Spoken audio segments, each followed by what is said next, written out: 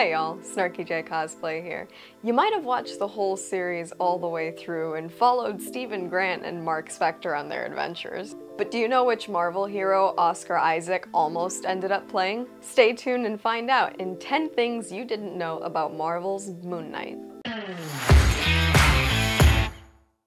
Number 1. This is the freshest Marvel series to date. While shows like WandaVision and Loki introduced some fan-favorite non-MCU characters, Moon Knight is the first Marvel Studios show not to include any previously established characters. Number 2. Oscar Isaac almost played a different Marvel hero. Before being cast in Moon Knight, both Oscar Isaac and Ethan Hawke were considered for the role of Doctor Strange in 2016, which ultimately went to Benedict Cumberbatch. Number 3. The villain is actually a really minor character. Arthur Harrow, played by Ethan Hawke, really only had one comic appearance in 1985. However, show creator Jeremy Slater chose him for the show's big bad because he felt Moon Knight's only recognizable villain, Bushman, was just too similar to Black Panther's Eric Killmonger. With the help of Ethan Hawke, Arthur Harrow was fleshed out into the villain we know today. Number 4. Oscar Isaac had never heard of Moon Knight. Even though he had collected comics as a child, Oscar Isaac had never heard of Moon Knight. It was Kevin Feige who introduced him to the character when he was cast.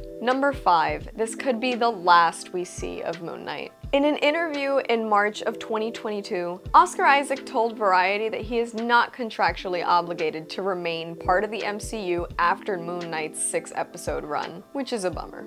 Number 6. Oscar Isaac did his research to portray someone with a mental illness. To get a better understanding of dissociative identity disorder, Oscar Isaac read A Fractured Mind, which is a memoir written by Robert B. Oxenham about his experience with the disorder. He studied it in order to better understand Stephen Grant and his struggle. Number 7. There are references to Oscar Isaac's own life hidden in the series. Stephen Grant's room, number 502, is a reference to Oscar Isaac's birthplace of Guatemala, where the international dialing code is +502. Number 8. Every part of his suit has meaning. Mark Spector's Moon Knight suit features hieroglyphics down the pants. This is way more than just a design element though. The hieroglyphics read, "Rise and live again as my fist of vengeance, my Moon Knight." Number 9. There are mythological references everywhere in this show. Khonshu, in Egyptian mythology, is the god of the moon. His name quite literally means traveler, and he's a god who not only watches over nighttime travelers, but defends them. Therefore, in Egyptian mythology, he's also known as Defender, which, coincidentally, Moon Knight is a member of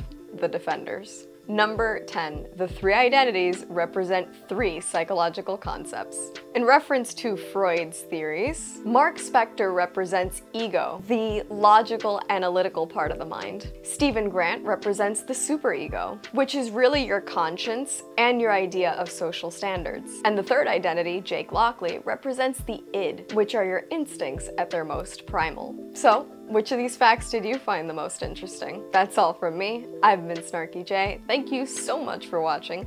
Please don't forget to like and subscribe, and let me know which fact you found most exciting in the comments below.